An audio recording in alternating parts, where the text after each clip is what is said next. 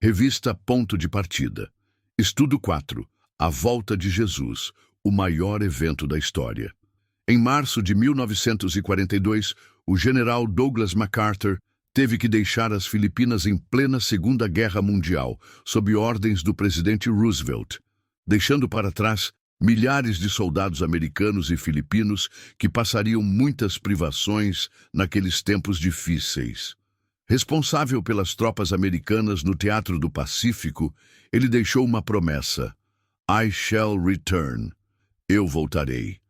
Esta promessa inspirou os soldados e cidadãos que viviam nas Filipinas a permanecerem fiéis a seus postos, enquanto aguardavam o cumprimento da promessa do amado general. Em 20 de outubro de 1944, MacArthur desembarcou na ilha de Leyte para libertar as Filipinas do jugo japonês. Em um discurso emocionado, ele declarou: "Povo das Filipinas, voltei." Há muito tempo atrás, outro grande general teve que deixar seu povo sob os perigos de uma guerra e de seu grande inimigo. Este general, nosso Senhor Jesus Cristo, também prometeu voltar. E esta promessa nos faz permanecer firmes enquanto aguardamos seu cumprimento. Pergunta 1. Qual foi a promessa de Jesus a seus discípulos? Vamos ler o Evangelho de João, capítulo 14, versos 1 a 3, a fim de obter a resposta. Que o coração de vocês não fique angustiado. Vocês creem em Deus, creiam também em mim. Na casa de meu Pai há muitas moradas. Se não fosse assim, eu já lhes teria dito, pois vou preparar um lugar para vocês. E quando eu for e preparar um lugar, voltarei e os receberei para mim mesmo, para que onde eu estou, vocês estejam também. De acordo com o texto bíblico, Jesus prometeu voltar.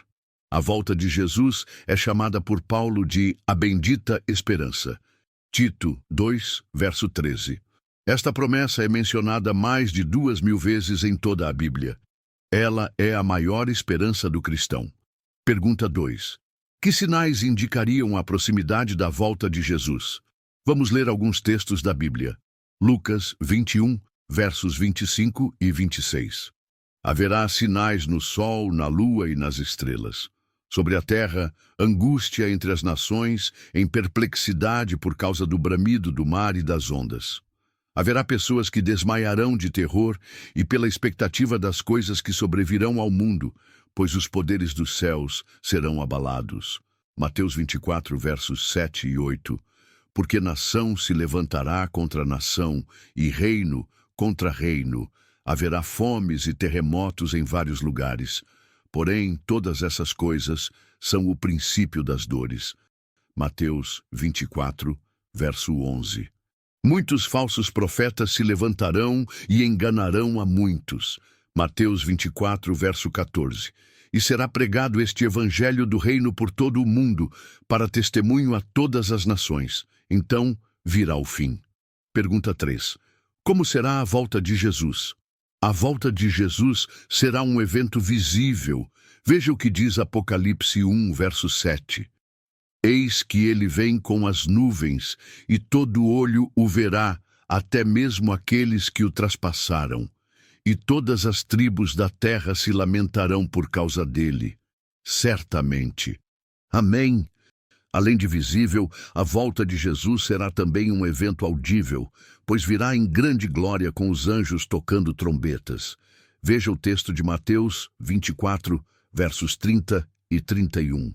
Então aparecerá no céu o sinal do Filho do Homem. Todos os povos da terra se lamentarão e verão o Filho do Homem vindo sobre as nuvens do céu, com poder e grande glória. E ele enviará os seus anjos com grande som de trombeta, os quais reunirão os seus escolhidos dos 4 ventos, de uma a outra extremidade dos céus. A volta de Jesus será um evento nada secreto, pois haverá terremotos e chuva de pedras. Veja o que está relatado em Apocalipse 16, versos 18, 20 e 21. E sobrevieram relâmpagos, vozes e trovões, e ocorreu um grande terremoto, como nunca houve igual desde que há gente sobre a terra. Tal foi o terremoto, forte e grande.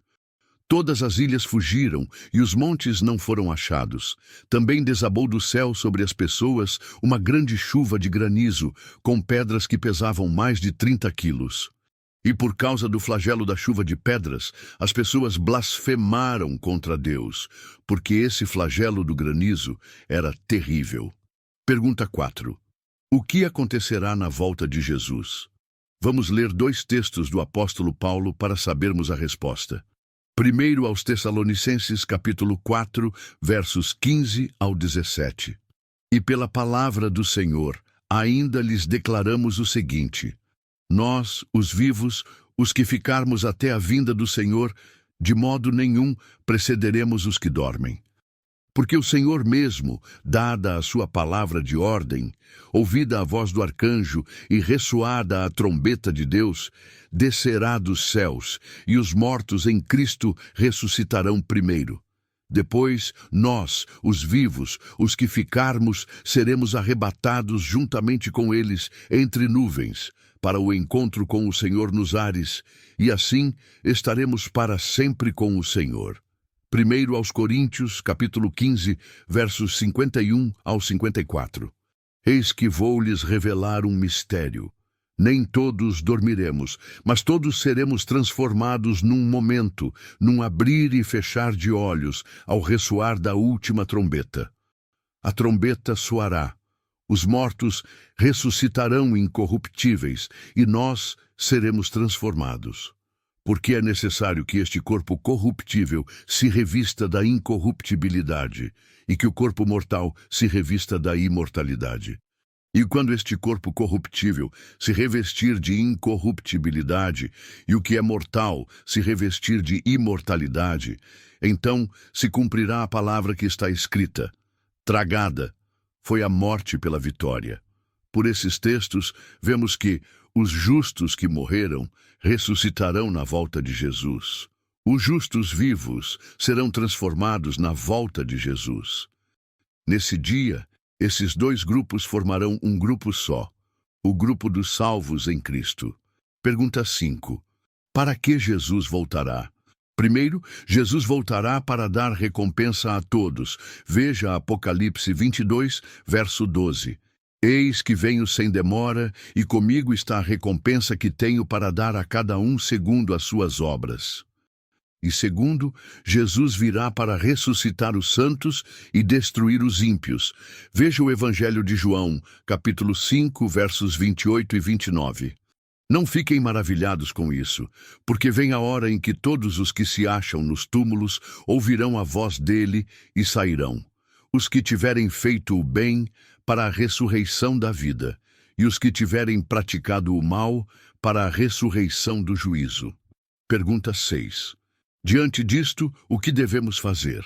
Vamos ler o Evangelho de Lucas, capítulo 21, versos 34 a 36. Tenham cuidado para não acontecer que o coração de vocês fique sobrecarregado com as consequências da orgia, da embriaguez e das preocupações deste mundo, e para que aquele dia não venha sobre vocês repentinamente como uma armadilha. Pois sobrevirá a todos os que vivem sobre a face de toda a terra. Portanto, vigiem o tempo todo, orando, para que vocês possam escapar de todas essas coisas que têm de acontecer e para que possam estar em pé na presença do Filho do Homem. Veja também, segundo a Pedro, capítulo 3, versos 11 e 12. Uma vez que tudo será assim desfeito, vocês devem ser pessoas que vivem de maneira santa e piedosa, esperando e apressando a vinda do dia de Deus. Por causa desse dia, os céus incendiados serão desfeitos e os elementos se derreterão pelo calor. Pergunta 7. Qual será a reação dos ímpios à volta de Jesus? Vamos ler Apocalipse 6, versos 15 a 17, a fim de obter a resposta. Os reis da terra, os grandes, os comandantes, os ricos, os poderosos e todo escravo e todo livre se esconderam nas cavernas e nos penhascos dos montes e disseram aos montes e aos rochedos: caiam sobre nós e nos escondam da face daquele que está sentado no trono e da ira do Cordeiro, porque chegou o grande dia da ira deles, e quem poderá subsistir? De acordo com esse texto de Apocalipse, os ímpios tentarão se esconder em cavernas e rochas, clamando para que caiam sobre eles, a fim de fugir da presença de Jesus e da glória da sua vinda, pois não suportarão estar diante do Cordeiro. Pergunta 8. O que dirão os salvos naquele dia? Veja o que diz Isaías 25, verso 9. Naquele dia se dirá: eis que este é o nosso Deus, em quem esperávamos, e ele nos salvará. Este é o Senhor, a quem aguardávamos. Na sua salvação exultaremos e nos alegraremos. De acordo com esse texto de Isaías, os salvos dirão com alegria: eis que este é o nosso Deus, em quem esperávamos, e ele nos salvará. Este é o Senhor, a quem aguardávamos. Na sua salvação exultaremos e nos alegraremos. Pergunta 9. Qual é o chamado de Jesus para todos os seus discípulos? Vamos ler Mateus 28, versos 18 a 20, a fim de obter a resposta. Jesus, aproximando-se, falou-lhes, dizendo: toda a autoridade me foi dada no céu e na terra. Portanto, vão e façam discípulos de todas as nações, batizando-os em nome do Pai, do Filho e do Espírito Santo, ensinando-os a guardar todas as coisas que tenho ordenado a vocês. E eis que estou com vocês todos os dias até o fim dos tempos. De acordo com esse texto de Mateus, o chamado de Jesus é fazer discípulos de todas as nações, batizando-os e ensinando-os a obedecer a tudo o que ele ordenou, com a certeza de sua presença até o fim dos tempos. A volta de Jesus é a mais importante promessa feita por Deus para a humanidade. Ela colocará um ponto final no mal e suas tristes consequências. Ela é o clímax da vida cristã. É por ela que vivemos cada dia. Neste dia, nossas esperanças serão realizadas finalmente. Iremos para um lar feliz e viveremos para sempre na companhia de Jesus. Ali reencontraremos nossos queridos que se foram, também aguardando a volta de Jesus. Nosso dever por ora é aguardar e vigiar em oração e a apressar, pregando o Evangelho para todas as pessoas. É tempo de preparo, vigília e oração. O Espírito e a noiva dizem: vem. Aquele que ouve, diga: vem. Aquele que tem sede, venha, e quem quiser receba de graça a água da vida. Aquele que dá testemunho destas coisas diz: certamente venho sem demora. Amém? Vem, Senhor Jesus. Apocalipse 22, versos 17 e 20. Minha decisão.